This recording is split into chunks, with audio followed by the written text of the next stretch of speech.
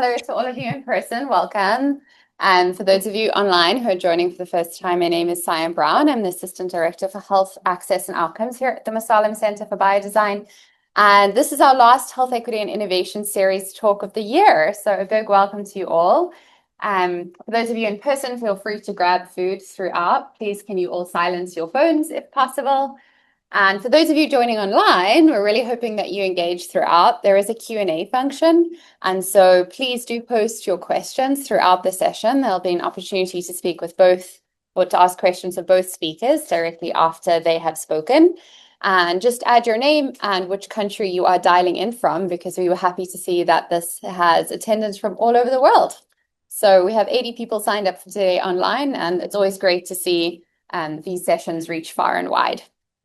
So a big welcome and thank you to our partners, the Stanford Center for Innovation in Global Health, the Bay Area Global Health Alliance, the Stanford Global Health Graduate Network, and thank you to Biodesign for the space and for hosting us. So Biodesign is a global community. For those of you who are joining online and may not know this, we actually have Stanford India Biodesign, we have East Africa Biodesign, we have faculty that have trained with us that are now all over the world. We have 24 years worth of trainees that are now global. And so the focus of today is really honing in on that bidirectional learning. If we have people from all around the world that have lessons to bring, we also want to learn from different contexts, different places. And so I'm happy to say that today's session is around contextually driven innovation in the UK and the Gambia. We also know that the biodesign process needs to be adapted based on where you are in the world. And so we're eager to learn what adaptations people have had to make, and also the different constraints and variables in different settings. And so today's session will feature two of our fellows. For those of you joining online who may not be familiar with the fellowship, we take 12 amazing people from around the world every year. And these fellows each bring different expertise, and they spend a year with us learning the biodesign method. And ultimately, some of them go on to produce a startup. That is not the end goal, but to do incredible things with biodesign. And we have probably half the cohort is international every year. And so this year we wanted to spotlight two of our fellows, originally from the UK and Nigeria, and they will be speaking on the UK and the Gambia today. And so I'm going to tell you about Charlene first, and we're going to hear from Charlene, have time to have Q&A about her project. And then we're going to hear from Emeka second, and I will do his bio when he comes up. So Charlene was the first commercial lead at Sighted Health, bringing to clinic a new diagnostic test for the earlier detection of esophageal cancer from seed to Series B at $74 million.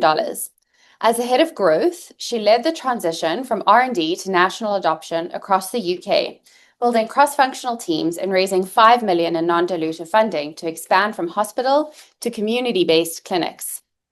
She studied biochemistry and natural sciences at Trinity College at the University of Cambridge. Building on her academic research, she co-founded an adaptamer immunotherapeutics venture incubated at Harvard, which was called Nucleate Bio, and Johns Hopkins. Now she's focused on early stage venture building by consulting for seed stage health tech startups, venture builders, and VCs across London, Denmark, and Boston. In parallel, to strengthen the global innovation ecosystem, she launched a community for emerging leaders in health tech and biotech called NextGen, which is now over 2,000 strong across the UK, the US, and Australia. In today's talk, she's going to be sharing with us about her work at Sighted Health, bringing to clinic a novel diagnostic test for earlier detection and redesigning the GI care pathway. We're going to hear about her strategic partnership work for commercial growth and how she got non-dilutive funding to shift from hospital to community-based care and escape being a perpetual pilot. Why I'm excited to hear about this is that we have a lot of innovations that are great for improving individual level health, but we also need innovations that improve health for whole populations, like a good screening tool. But funding gets really complex. And one of the things we're passionate about and working on here at Biodesign is how do we actually get different types of funding, non-dilutive funding, for projects that may not fit a mainstream mold. And so we're excited to hear from you. Over to you, Charlene. Thanks, Cyan. That was a great introduction. So yeah, I'm excited to get to share this case study with you guys. There's a lot to it, so looking forward to diving into it and the questions after. Yeah, This was my first project as the first commercial lead, working on this the last 5 years or so. And there's loads of lessons I feel that could be learned and translated to other sides.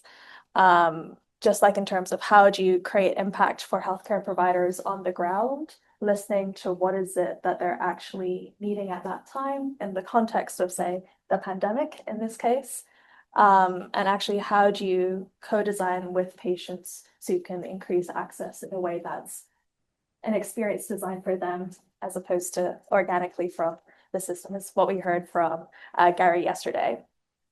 This story is, this work for me was incredibly fulfilling and deeply personal. Very motivated by losing my parents to preventable diseases when I was younger, my mother to cancer and my dad to heart failure. So this was a great kind of way to learn how do we actually bring innovations from the lab to the bench side in a way that is equitable for all. It's really driven me to understand these challenges across different systems and how do we scale them in a financially sustainable manner, which I feel has global applications. But so why esophageal cancer to start with? Esophageal cancer is a disease where 8 in 10 patients are diagnosed at a late stage when they have a survival rate of less than 20% for that year of diagnosis. But by contrast, when we find these patients early, actually over 80% of them survive, and their 5-year survival looks pretty good. And the reason why that is because in this particular cancer type, we have a unique opportunity with this precancerous condition, Barrett's esophagus, which can be identified, monitored, and treated as soon as signs of cancer start to develop. This is not the case for many cancers out there, but has parallels, say, with cervical cancer and our neoplasias. But the crux here is that only 10% of these people with Barrett's esophagus are estimated to actually have been diagnosed globally. So we're not delivering care to these patients at most risk. And that was really where we started with this problem 25 years ago.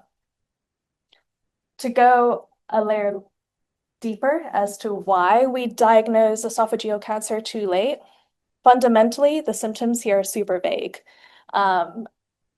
Heartburn or persistent chronic reflux is actually the major risk factor here. And in this room, 20% of us will experience that on a yearly basis.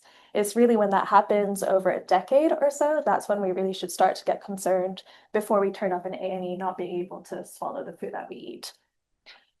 Also, most people are able to self-medicate over the counter with Pepto-Bismol and omeprazole, so that masks your symptoms. In addition, the standard of care here is endoscopy, which is invasive, so you don't necessarily willingly sign up for that. Resource intensive, so most systems are limited in what capacity they have per year.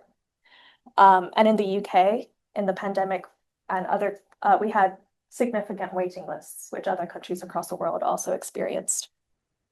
On a biological side as well, the consequence of the targeted biopsies mean that we do miss some cancers, even when they do get that endoscopy. This is where the capsule sponge test came in. Minimally invasive diagnostic test for esophageal cancer, specifically this Barrett's esophagus condition. It was designed in 2001, actually, specifically for use in primary care. To give an overview of the procedure, it's effectively a pill attached to some thread, which you swallow alongside a glass of water, which flushes the pill down to your stomach. The capsule dissolves, releasing this little sponge, which your healthcare provider can withdraw 7 minutes later. And in that process, 2 seconds, it collects 3 million cells from your esophagus, which we look at under the laboratory. I've now had this 3 times myself. It's quite straightforward. No sedation, no specialist required, just an office. So really deliverable at the point of care. Our clinical co-founder, Professor Rebecca Fitzgerald, she designed this in 2001. And proceeded to spend the next 20, 25 years rigorously developing, designing, and evaluating this through a series of clinical trials, a substantial amount of money, which effectively showed in this use case for targeted case finding for these Barrett's patients, it would be safe, accurate, and cost-effective. Perhaps the best case study of any kind of future targeted screen to be done. Pivotal clinical trial in 2020 published that you could find 10 times more of these patients than standard care endoscopy just purely by the number of patients that you could test. But yes, it was designed as a rule-in test in the first instance. And so what happened in the pandemic, NHS England effectively turned around and said, Rebecca, I know you designed this thing for case finding, but our need now is our endoscopy waiting lists. Can you shift to this next use case, endoscopy triage? And since 2020, this really accelerated our implementation in the clinic, and we've since tested over 35,000 patients. So considering the clinical trials before that, probably only tested about 12,000 patients or so. So this really launched us into a national implementation pilot for this use case. And we found that with our test for these endoscopy waiting lists, we could identify that top 15% of patients or so with signs of pathology to be prioritized for endoscopy. The remaining 75% of those waiting lists could be safely managed without an endoscopy. A substantial cost. In the UK, it's estimated an endoscopy per patient costs about £800. So that can be saved for the healthcare system in itself. So that really drove the national adoption, the national implementation pilot over the last 4 years or so, and really brought us into hospital. But now that's two different use cases, right, that we have pointed in. And as the first commercial lead, I was kind of faced with this conundrum of how do we strategically scale this in a way that's sustainable for both the company and the healthcare system? If you look at this graph here, we started in hospitals with endoscopy triage. The smallest population in terms of 30,000 patients or so in the UK that's tested every year, but a 30 times risk of esophageal cancer. But how do we move backward to the original population of targeted case finding, where we have 10 million people who are potentially at risk of esophageal cancer, albeit at a 2 times, 3 times rate than the standard of public.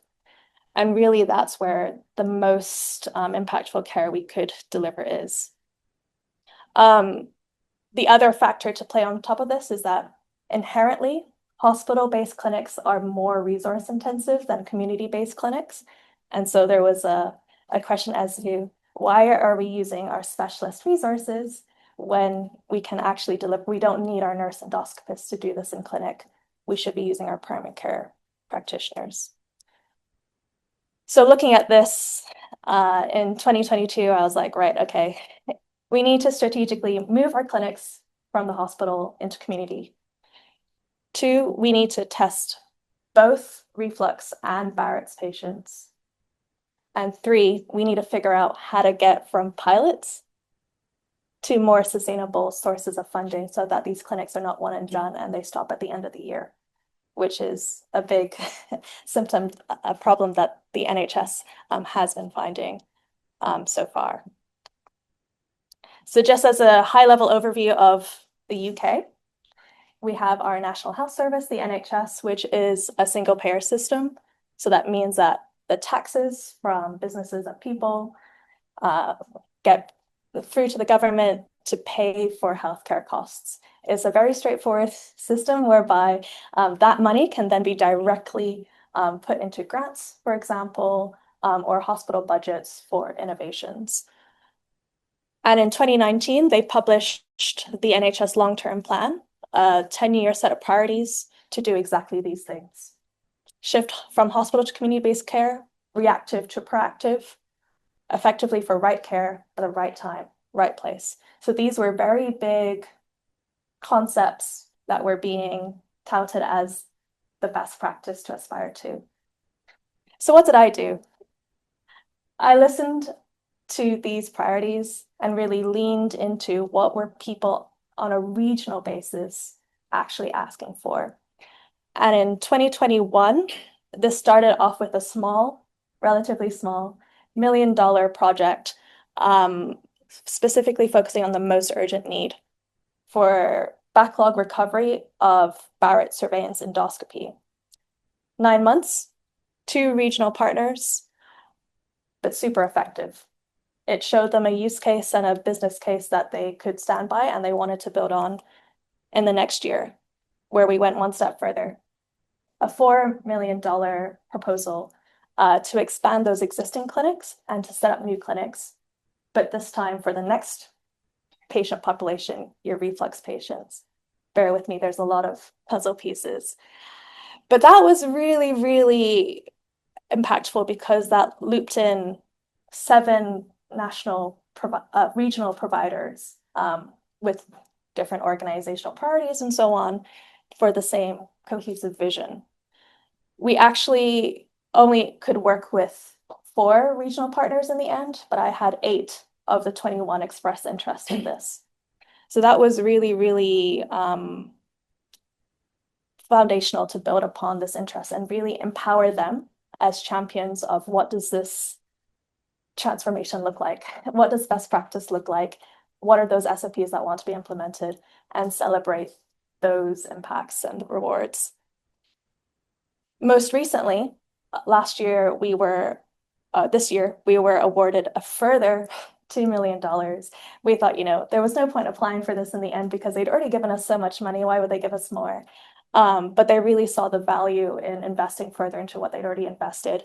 So we brought the final third step home towards that targeted case finding.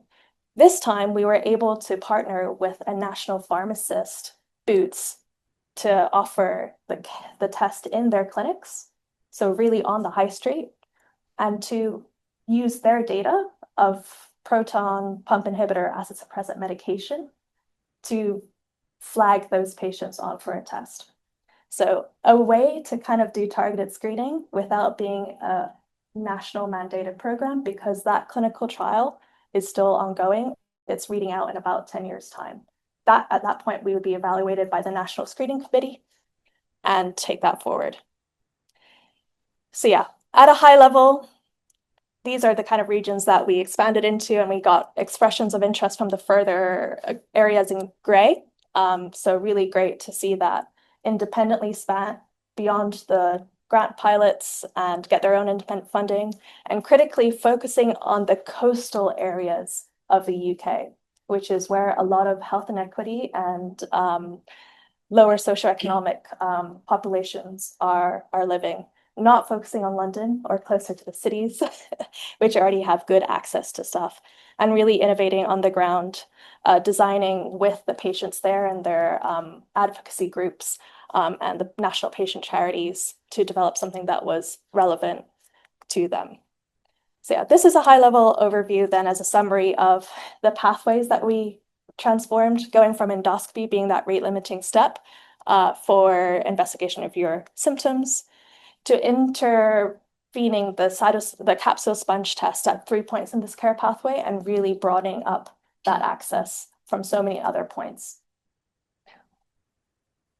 Taking it further to double down on that patient redesign, we actually redesigned both our communication material, making it legible for a 9-year-old reading audience, the national reading age in the UK, and 2, the device itself, making it more accessible. So rather than putting your hand in your mouth, you have an applicator wand to do the magic. We also got enough interest from a national charity to launch an awareness campaign in collaboration with the Cleveland Clinic to test another 100 people free of charge, completely with that endoscopy followed up to really targeting shift workers and hospitality people who wouldn't otherwise be able to access this. It's been great to see the national adoption here that's resulted really with that real world data from an evidence perspective in terms of cost savings and reduction in waiting lists. And now that's also moving into global launch across the US, Europe, and emerging markets. So yeah, high-level key learnings, listening, empowering, and focusing on creating value, co-designing with patients so that their needs are incorporated when they're in their most vulnerable moments, and really leading with empathy. Like our NHS providers have so much on their plate, especially with the pandemic, making this straight easier for them to implement and to give them the money to do that really made a difference. And if you remember one thing, if you, a family member or friend, experiences persistent heartburn, please do raise this with your PCP and get that checked out. Any questions? Hey, for those of you online, I'm Krista Donaldson. I'm helping facilitate the questions. Do we have any questions in the room for Charlene? And Auntie, I think you're going to help us with questions online. Okay, we will start in the room. Okay, we have a lot of questions. We'll start with Chris. And please introduce yourself just briefly. Okay. Yeah, my name's Chris. I'm one of the other biodesign innovation. Really cool. This thing's so cool and awesome to see the story from beginning to end. I'm just curious, like after you guys collect the samples, like what is the process to determine? Like, is it typical lab testing? Is it the same pathological testing on like biopsies or? It's a completely novel biomarker. So our CEO's PhD was on this pathology and the AI to make it more scalable. It's a new protein called truffle factor protein 3, which is unique to Barrett's esophagus. And the 10 years of development was really to identify this biomarker that was sensitive and specific enough. And now we're taking it one step further from the histopathology to the molecular side of things to really give that full portfolio of what other indications could be of concern here, be it eosinophilic esophagitis and squamous cell carcinoma, in addition to the adenocarcinoma. So at least two forms of innovation, a collection technique and then also the molecular testing. And then the digital side of things. There was a whole component to the company in terms of a digital pathology laboratory, knowing that pathologists are a limited resource. Yeah. Cool. Great. Matthias, I'm going to encourage you to speak loudly for the microphone. Hi, I'm Matthias, from Belgium, originally trained as a physician and current Biodesign Fellow. Great presentation, and I'm really curious around like the reimbursement piece, which I think you didn't touch upon. But like, what was the plan there? Did you have that as part of your discussion of the grants to also get reimbursement, or was it more of a one-off grant to roll this out and evaluate afterwards? This was a fascinating learning because we assumed with a national implementation pilot, this would be a given, but it was so smoke and mirrors. And the NHS England team really worked with us to figure out pricing and costing. It took us the 4 years up until the end to figure out what was the code and what was the price point. And what was great was that we could leverage an existing code. And two, the price point that we eventually used was actually higher set in community-based clinics than in hospital-based clinics by a good 50, 100 pounds, further incentivizing on top of the cost savings already. Do you have any recommendations for others going through reimbursements in the future, not just in the UK? I think what really made a difference to us was that national level visibility. So I'm not sure how reproducible that is. We were one of 3 horizon scanning projects alongside colon capsule endoscopy and the Grail Galleri test by Illumina.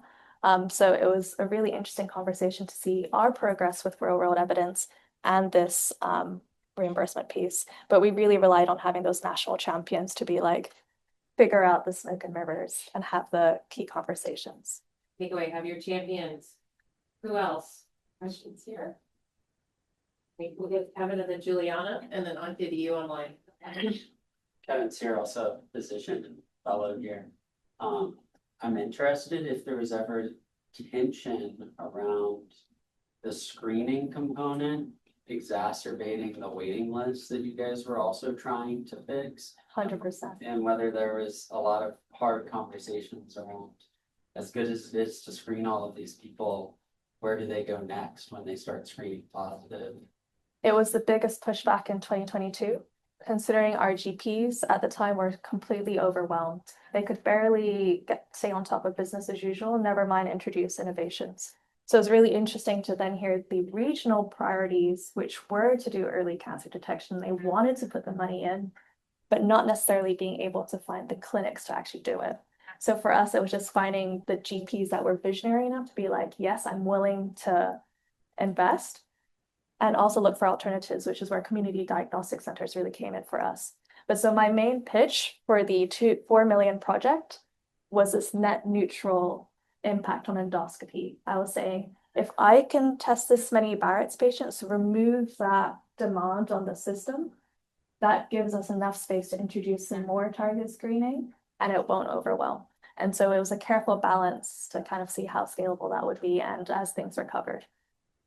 That's why it was so sequential. Yeah. Hi, Juliana Burrell, part of the Impact on Policy teams here at Biodesign.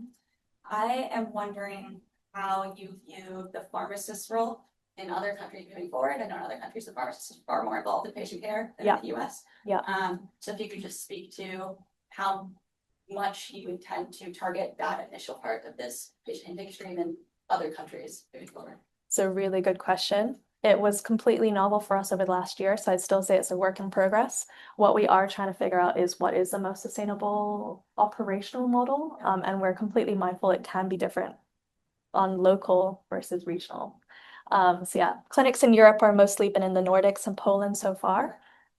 We have some clinics in Tanzania, and in the US, it's figuring out actually what is the role of the minute clinics, for example, the pharmacists in there versus GP. So we don't have a full answer for you there, but I'm sure if you watch the Cited Health space, you can see what we do next. Yeah, and one more question, if that's all right. Based on the studies you set up for evidence collection in the UK, as you started talking to US partners as well, were there pieces of evidence that you felt you were now missing or lacking or wanted to add when it came to US market entry? Really good question. I will caveat that a lot of our clinical trials in the 2010s were global. So a lot of, say that, health economic research was actually done in the US as well as the UK. So there wasn't per se anything missing. It was just more like, what is the real world implementation that we need to see? We did actually, the technology did attempt to launch in the US in 2016, which didn't go well. So this has now been a more recent revisit to that to be like, has the landscape changed? Do we know more about the stakeholders and the different motivations there? Auntie, do you have any burning questions online? I don't see any questions online. Thank you. And I had the same question that Juliana just posed. But we are about at time for this presentation. So why don't we move on to Emeka? And maybe if there are other questions for Charlene later, we can bring those back up. Great. Thank you so much, Charlene. That was fantastic. So it's my pleasure to now introduce Emeka Amamdikwa. And he's earned a Bachelor of Science in Human Physiology in 2013 from Adani University. After graduating, he began his career as a high school biology teacher, which I'm sure was inspiration for many of us in the room, having a good bio teacher, and co-founded 2 startup products, CrazyVent and Beautify.com in Nigeria. In 2016, he transitioned into medical school at the University of the Gambia. Emeka is also deeply involved in health humanitarian work across Africa through his NGO, Sustainable Health Initiative Africa, and is the former director of the Universal Healthcare for Africa. He's passionate about health advocacy, medtech, and medical research, and he's currently also a Stanford Biodesign Fellow. So today we're going to hear about his lessons on using a low-cost process innovation to increase blood donations to address shortages, especially for the treatment of women who've experienced postpartum hemorrhage in the Gambia. And what I love about what he's going to share with us today is it really highlights that we sometimes have this perception that innovation is only high tech and only product, but innovations can be policy, innovations can be process, and innovations can be service and a whole spectrum. And we really endorse and encourage innovation by local innovators who know the problem they understand best and who appreciate the constraints. And so I'm really grateful for your time, and over to you. Hi, everyone. My name is Emeka, so let's get to it. I'm just going to be talking about using low-cost communication tools to improve healthcare, like in your community setting and where you are. So before I dive into it, I would just like to talk about the Gambia. I spent about 10 years in this amazing country. It's the smallest mainland country in Africa. One teaching hospital, which I was working in, and a population of about 2.3 million people. And what's very interesting and what's very particular about this country is that there's been a decline in maternal mortality, but it's still very high. It was about 433 per 100,000 and is now down to about 289. And this is due to so many problems. And in the US, it's probably about 18 or so. So you can imagine like this very big disparity in that. So I was a young doctor when this was when I experienced this, and I'm going to like show the next slide. This next slide is me being a young doctor just from medical school, and I was like thrown into ops and gynae because like in Gambia you have to like do 6 months in like every single department after your medical school. So I was thrown into ops and gynae. And on this particular day, we get a phone call that, oh, they're referring a patient antepartum hemorrhage, like antepartum hemorrhage. It was in the middle of the night. And in our mind, it was like, oh, it's just another day. Like, it's like a typical day. But this woman comes in, she's bleeding profusely. And there was a placenta abruption. That's when the placenta detaches from the placenta detaches from the uterus. And we do quick labs and we find out that she has a HB of 4 and she's bleeding profusely. That means she's like a normal HB is like above 13 and somebody is coming with 4. So what you're seeing in the lab is just showing you what's in it right now, but that means like in 1 hour's time it's going to be worse than that. When I was taxed with getting blood for this lady because like it's in the middle of the night, where are we going to get blood for her? In Gambia, getting blood is kind of like getting blood products is very difficult because like the blood bank is very stressed, and so getting blood products for anybody is very difficult. So it's usually like the family members or the friends that donate blood. And so I was taxed with doing that, and it was just very terrible. It was a very it's a night that scarred me. But however, it also kind of like motivated the idea for this project. But luckily, the woman is alive and doing very well. So obstetric hemorrhage is the leading cause of maternal mortality in the Gambia. And maternal mortality is caused by 3 things, right? We have the first delay, deciding to seek care, the second delay, reaching the health facility, and the third delay, receiving adequate care. So the first delay is like, in a context, maybe in here, how a woman is pregnant, she's like worried, how do I receive care? How do I go to the hospital? Is this significant enough for me to go seek care? The second delay is like, will the ambulance get there fast enough? Is the road accessible enough? Those delays are there. And then the third delay is like, when you get to the hospital, do you receive adequate care? Are you discriminated against? Is your skin color, or where are you receiving the care in? Are you receiving the care in a good hospital or in a primary health care center? So like those 3 delays play a very huge impact in maternal mortality. And so we did a deep user research as to why is this a problem in our setting? And before I go forward, how many people here is born between late August and December? Interesting, almost more than half of the room. And it was the same thing we found in the Gambia. Like you have more births between late August and early December and early January. And within that period, there is so much pressure on the healthcare system. Like you are used to maybe 5 deliveries a night, and then you come in late August and up to December, and you are getting like 15, 18, and you're doing like 7, 8, 9, 10 surgeries, complicated cases. So no matter how you think you can prepare for it, it's just going to be overwhelming and there's so much burden to the system. So that was like a very good insight for us. And so what was the good thing was like we found out that means the high demand is predictable and high demand is seasonal. And if we can plan towards that high demand section, then we can figure out how to at least take care of this problem in a way. So we said, okay, we don't only need like blood drives, we need to have like willing donors that are standing, willing donors that are ready to go. And we needed to map out our stakeholders. The hospital was a very important stakeholder. Youth organizations were very important stakeholders. The army was a very important stakeholder. Interesting because like they have very few people who are always willing to donate, and that was very important. And the media organizations, because blood donation also has this kind of myth, maybe not just in the Gambia, everywhere in the world. When you tell people to donate blood, there's always this myth about what are you using my blood for? Why should I donate blood? Like there's always this constant questions about that goes around that. So the media organizations were very important because like it's an important tool to be able to put across information to people and educate them about blood donation and bust different myths. And so I have this proverb. I like to talk about proverbs. It's from Ekaterina again. It's like if you dream to move a mountain, if you dream of moving mountains tomorrow, you must start by lifting small stones today. So you must look around you okay. And when you're trying to innovate for the community, you must look around and say, what is working? What works in my community? What's in this particular setting I am in? What is working? What's the thing that I can use to be able to do a big thing? And what we found out that what works was like family members and friends are willing to donate blood products. Blood drive have been carried out in the past, yes. But importantly, we also found out about 1.2 to 1.3 million internet users have access to mobile networks.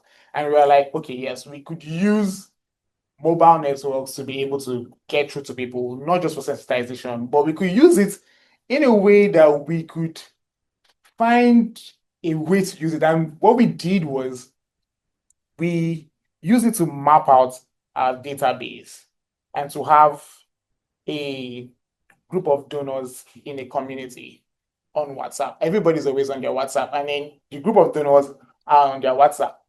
So we came up with Save a Life. Save a Life was the team we used. But when we partner with the pediatrics people, they were like, you have to put child there. So we're like, save a child's life. So when in case you see the life, you might be like, there's save a child. Like the pediatric people would not say save a life. They say you have to put a child there. So that's what we did. So we have carry on regular blood drives. And importantly, we had a database for the blood bank. And what happens is when an emergency occurs, we go to the blood bank and say, we want certain type of blood for this person who is bleeding and who needs an emergency situation. But we have a donor who will be coming the next day to replenish that blood. Because in the blood bank, the bloods are accounted for. The blood is accounted for me, is accounted for you. But if you tell them we have a willing donor that is coming the next day to replace that blood that is being used, they are very open to giving you, okay, say, use this for your emergency, because you don't want to take somebody, probably maybe I need to do a surgery today, an elective surgery today or tomorrow. I get to the blood bank, I have a blood waiting for me, and then tomorrow, because of an emergency, it is used, and I'm like, I need to do my surgery today, and you tell me it's not available. Like, it's not going to go down well. So we had to find a way to do that. And this system has helped deliver timely products to over 200 patients. And this is a non-for-profit initiative, and it was able to deliver blood products to over 200 patients and more, and even pediatric emergency. But not just that, is that this same concept is being used by different organizations, social entrepreneurs, and even entrepreneurs in the Gambia. So for instance, in different countries in Africa. So we have Life Bank, Project Leninam, Zipline, and I'll just talk about a few of them. Life Bank is a social entrepreneur company that does delivery of healthcare services via drones, via motorbikes to remote areas in time of need 24/7. So like they have like a bank, just put it like you have like a bank that you call upon and you say, you have a bank and you call upon and you say, can I get this? And then they are willing to like send a drone across, they're willing to like send a motorbike across, they're willing to like send boats across to deliver it to you.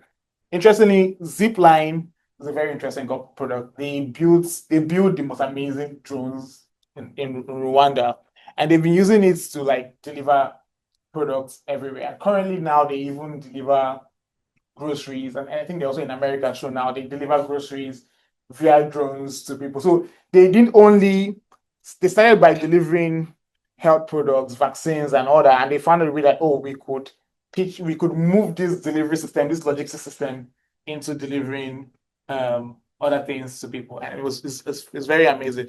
Why Project Learn and Arm is just like they help people, they help institutions organize their emergency logistics very well. So like they help them figure out a way to be able to get emergency logistics in the hospital to different people. And I won't end by talking about this. It's like it takes a village to raise a child. It's like the neighbor proverb from where I am. It's like for you to be able to do anything great, you need to have like an amazing team, especially if you're working in the community. You have to build a community around yourself first. You have to build a community for yourself, and that community is what's going to propel you to be able to work in a community. And yeah, that's my presentation. Thank you so much.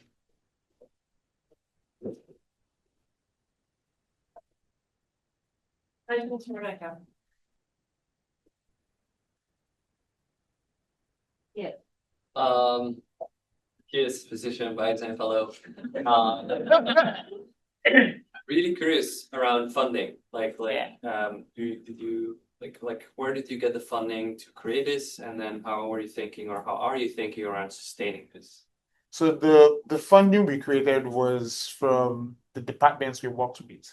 So the department was very incentivized into funding projects like this because it was solving a particular solution for them. It was bringing a solution towards them. So the Department of Obstetrics and Gynecology really found this very interesting and funded it.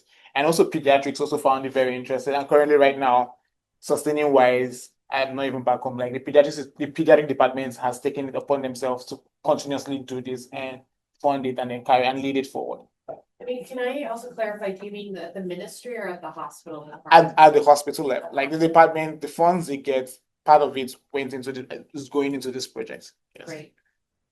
Did that fully answer your question? Candace. Candace, current biodesign fellow, mechanical engineer. How did you go about finding the donors and getting them like to join the WhatsApp group? Like what was the first point of contact with them, and then what incentivized them to be a part of that group and continue doing it? Interesting. Yeah. So youth organizations, we are like the first set of people that we reached out to. We reached out to the student organizations. We reached out to just so many NGOs that are in the health space, and we had to, like, they're always incentivized. They always have this love for community to want to do this. But we had to also share the vision of, okay, this is what we want to do. It's not just like your regular blood drive. That is, we want to do this long term. And also, luckily enough, a colonel in the army who works in the hospital is also my friend. And I was like, we need to do this. And I went to the army many times, and the military is very difficult to get into. But when the colonel was very happy about the idea and then shared the idea like with the general, with his team, and they were like, yeah, everybody's going to show up and turn up for this. So those were like our two main people. And when they came in, we consented them and told them it's not everybody who agreed to be in this pool of database. Some declined, but some agreed that okay, yes, they will be willing to be on the database. So whenever it's there, we'll call upon them. So it's like you were reaching out, like people who were already donating. People who were then you were like, do you want to join? Do you want to join this? Yeah. Got it. Thank you. You might have already answered this question, but I love that you, as a physician, identified a need and then did something about it. And I think maybe for those in the room and online, what was like the first step you took? User research.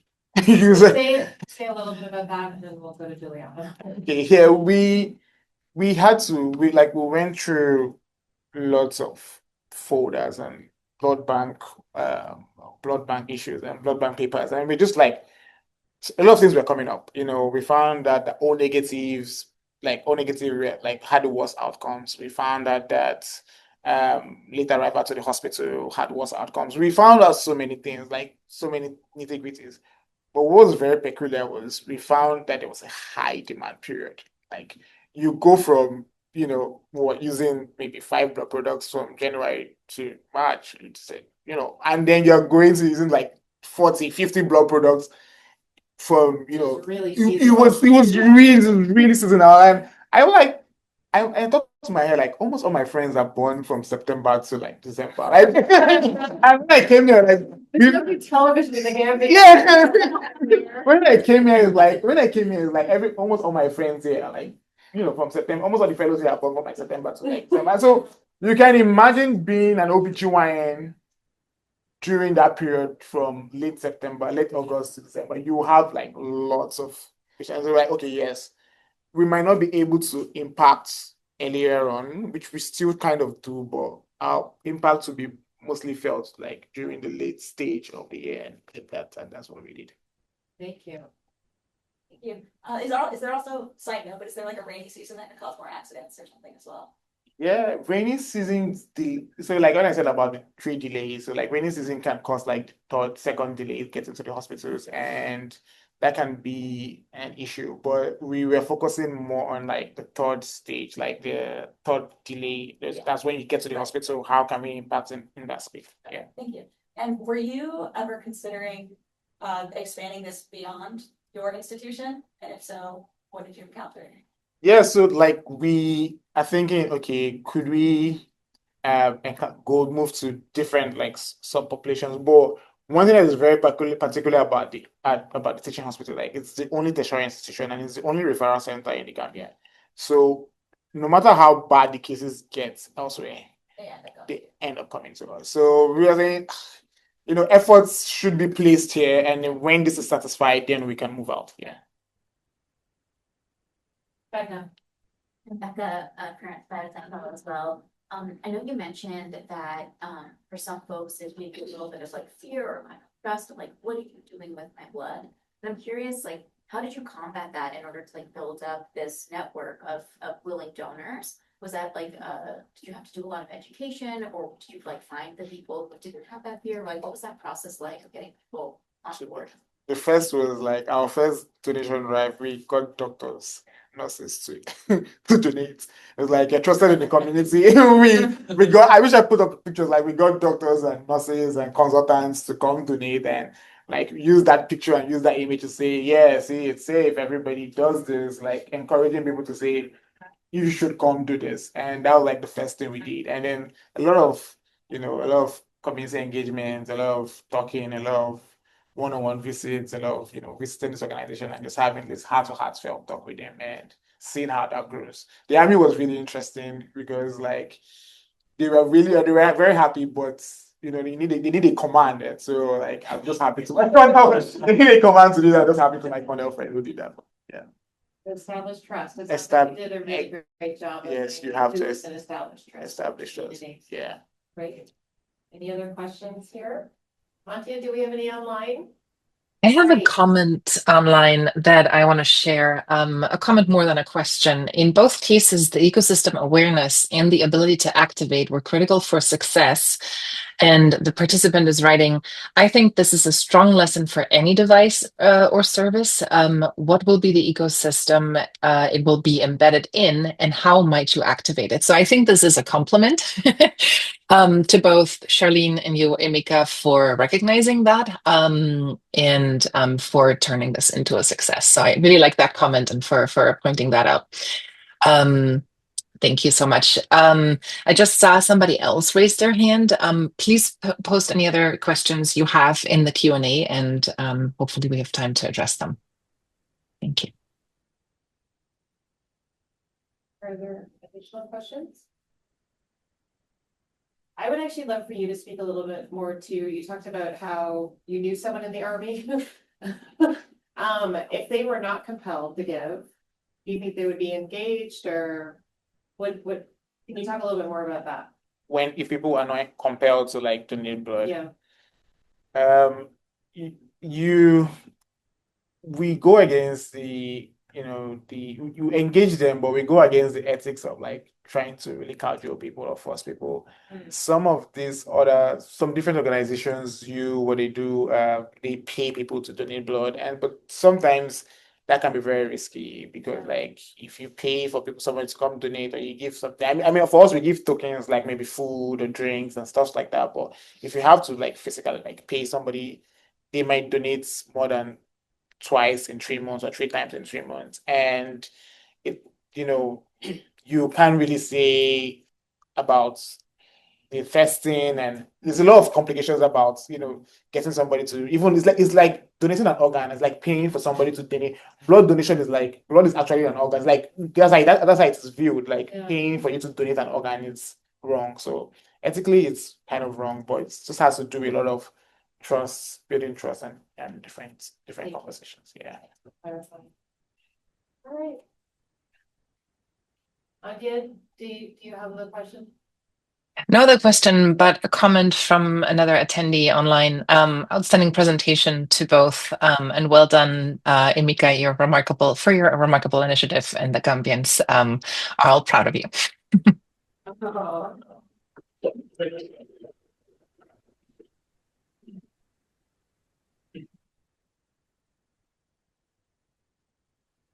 Great. Well, and thank you both so much. What I really took from today's presentation is, I think as biodesigners and the broader global biodesign community, we obviously are learning and growing our skill set in terms of the technical implementation, which is so important. But there's so many soft skills that are actually not soft, but are super important when it comes to relationship building, understanding the nuances, understanding the context that are essential for actually being a successful enterprise. And yeah, Charlene, I just also really appreciated that you brought in the different system of the NHS and how do you actually work in a single payer system? How do you get non-dilutive funding?